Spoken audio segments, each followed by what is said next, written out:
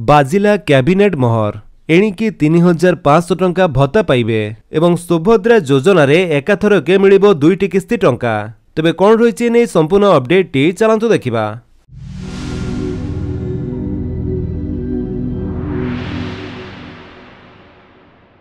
राज्य सरकार पुणी एक निर्वाचनी प्रतिश्रुति पूरण करने को जाउछंती।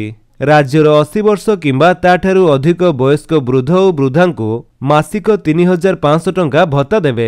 एथि सहित 80% अथवा एथिरु अधिक प्रतिशत दिव्यांग मानकु मध्य सरकार मासिक भत्ता 3500 टंका देबा पई निष्पत्ति नैछंती। एही वर्धित भत्ता चलित मास ठारु लागू हेबो। वर्तमान राज्य सरकार 80 वर्ष किंबा ताठारु अधिक वयस्क व्यक्ति को मासिक भत्ता 1200 टंका देउछंती। मुख्यमंत्री मोहन चरण माझी अध्यक्षतार शुक्रवार अनुष्ठित कैबिनेट बैठक में यह निष्पत्ति हुई।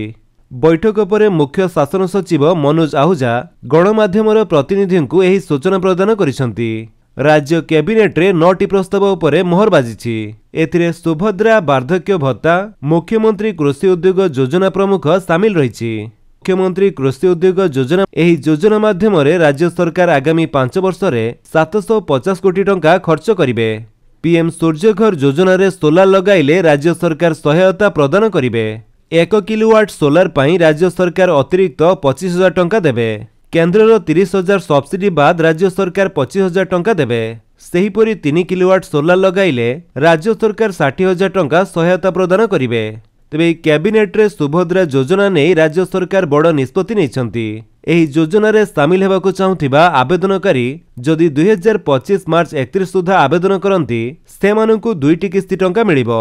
मार्च सुधा आवेदन कले एककालीन 2टी किस्ती मिलिबो। तेबे सूचनायोग्य राज्य रे 24 वर्षर बीजेडी सरकार को पराजित करिबा पई निर्वाचन समय रे बीजेपी एकाधिक प्रतिश्रुति देइथिला। क्षमता को आसिला परे गोटिए परे गोटिए प्रतिश्रुति पूरा करिबा पई उद्यम करुछि। महाप्रभु को रत्न भंडार खोलिबा, चाषी को धान क्विंटाल पिछा 31 टंका देबा, सुभद्रा योजना रे वर्ष को हिताधिकारी को 10,000 टंका देबा पई काम जारी रहिछि। तो फ्रेंड्स ये होतिले आपनका पई किछि अपडेट। जदि आपनके अपडेट टी भल लागिस तले आपण वीडियो को लाइक कर दियंतु, आपनका सांगमनक भितर शेयर करी जणांतु। आ जदि आपण हम चैनल रे नुवा चैनल को सब्सक्राइब करी बेल आइकन दबाई ऑल नोटिफिकेशन कर दियंतु ताकि जेतने वीडियो अपलोड करिवे आपण देखि परिबे। Thank you for watching.